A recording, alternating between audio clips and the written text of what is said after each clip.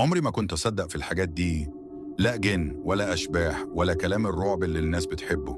كنت دايما بقول أي حاجة ليها تفسير، لحد اللي حصل في الشقة الجديدة. كنت ناقل من شهر تقريبا، شقة قديمة شوية بس إيجارها رخيص ومكانها هادي. أنا شخص واحد بشتغل طول اليوم وبرجع متأخر، يعني مفيش احتكاك بناس كتير. من أول أسبوع بدأت ألاحظ حاجات غريبة، مش تخوف بس مش منطقية. مثلا أرجع ألاقي نور المطبخ منور وأنا متأكد إني طفيه، ألاقي الكوباية اللي سيبتها في الصالة اتنقلت للمطبخ، أسمع صوت باب بيتقفل وأنا لوحدي. كنت بضحك وأقول نسيان، إرهاق، ضغط شغل. لحد ليلة معينة، ليلة غيرت كل حاجة. كنت راجع الساعة التانية الفجر، العمارة كانت هادية بشكل غريب، ولا صوت ولا نفس. وأنا طالع السلم حسيت إن في حد طالع ورايا، صوت خطوات بطيئة منتظمة. وقفت فجأة، الصوت وقف، لفيت، مفيش حد. دخلت الشقة وقفلت الباب وقلت لنفسي توهم.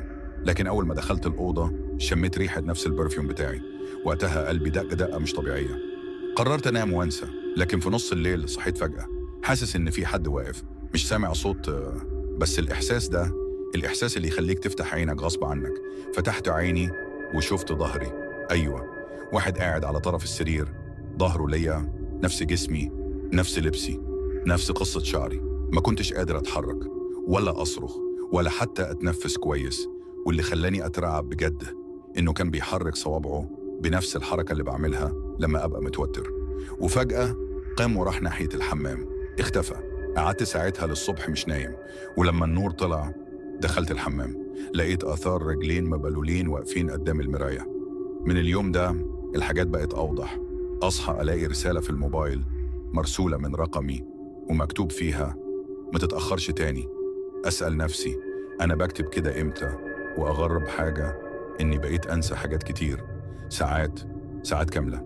أخرج من البيت وأرجع وألاقي الأكل معمول، السرير مترتب، والشقة نظيفة، كأني مش لوحدي.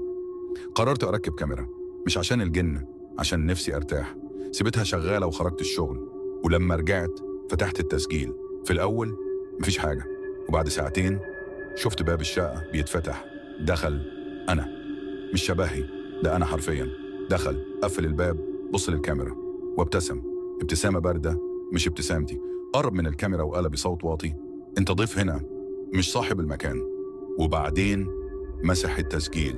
بعد اللحظة دي من ساعتها ما بقتش بثق في المرايات، ولا في صوتي، ولا في أفكاري. وأكتر حاجة مرعبة إني ساعات بحس إني أنا اللي جاي من بره، وهو اللي كان هنا طول الوقت.